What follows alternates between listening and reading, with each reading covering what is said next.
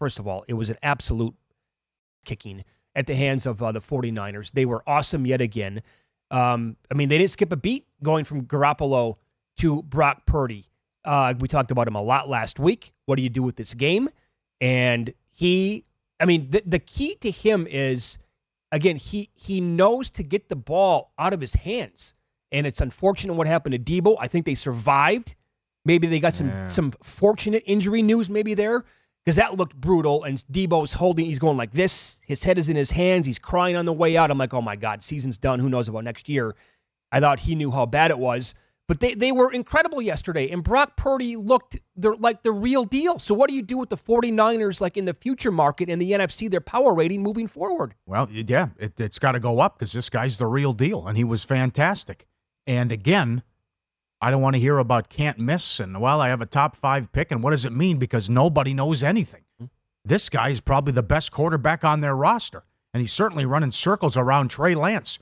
He is Mr. Irrelevant. Lance was a top 5 pick. Everything you gave up to get him, and look at it's night and day with these guys, how Purdy throws the ball compared to Lance. And you're right. Now, the other thing is he's probably going to be out a month, Samuel, at least with the high ankle sprain. You're right, cause for concern. Did you think that was a high ankle sprain when it happened? No, I did not. But I thought it was shredded knee. We'll see it maybe next year. Yeah. But the 49ers, and again, this is now 84-14, outscoring their opponents in the second half, going back as well. Brady was horrendous. Tampa Bay was dreadful. Niners have the huge game Thursday, ready to put the division to bed. And what a job. I mean, the kid's not supposed to play like this. No. Certainly not Mr. Irrelevant that he comes in and looks like that. And the crowd is chanting, Purdy, Purdy. You could hear that through the TV like the entire second half. Yeah. It was awesome. Yeah. The pass that he hit Ayuk on right before the half to go up. How about that? They're taking a shot. That's not like at the 5-yard line, folks. That was a shot with 16 seconds left before the half. Like, let's add one more. It wasn't the best pass of all time, but he hit him, and that's another touchdown.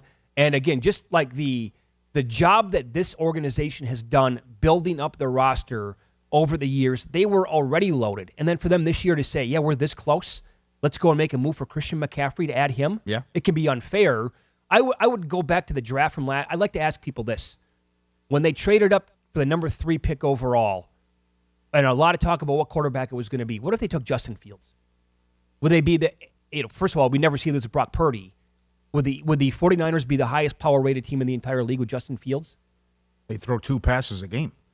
They wouldn't even have drop to. back and run. It'd be Right. design stuff. And so they probably would be. Mm-hmm. But look at this guy. As long as if he doesn't make, and by the way, you had to love it, that shot that he took on the safety blitz on the first play, he got hammered.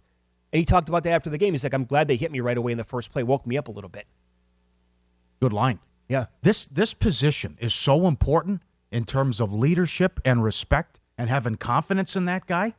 Because you saw the comments about he'll be fine, and we see him in practice and what he says in the huddle, right? And then look how the Jets think of Mike White after what you compared to Zach Wilson. Sure. I mean, this is very important. And certainly he's got an embarrassment of riches around him. But this is an incredible story. And the Dolphins used the picks from the Lance trade and turned them into Waddle, Hill, and Bradley Chubb. The 49ers drafted a guy who's the 3rd best quarterback on their roster. Yeah. Nobody knows anything with this stuff. With the draft. This is fascinating that Mr. Irrelevant has been this good and Lance didn't have a clue when he was out there. Sure. And if this guy, I don't care if he comes back. I'm playing Purdy over Garoppolo as of now. Well, what happens next year with the team? Well, who knows? Well, yeah, I mean, you're right. I mean, Let's see how this plays out, but 2 games in. Yeah. The kid can move and he's accurate, and he doesn't make the stupid mistake that Garoppolo was prone to make. I will say this 1,000 times over. If Garoppolo comes back in, let's say it's the second round of the playoffs, and he's fully cleared, and he's like 100% or as close to 100% as he can possibly be, and Purdy is playing really, really well, you can't lose your job to injury. Yeah.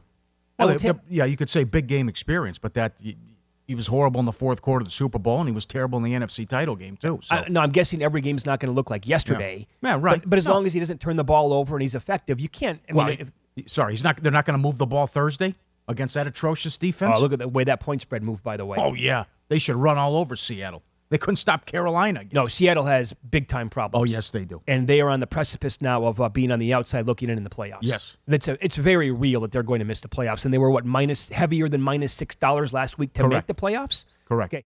Visit VEASAN.com to get current odds, listen for free, find showtimes, and download VEASAN sports betting podcasts.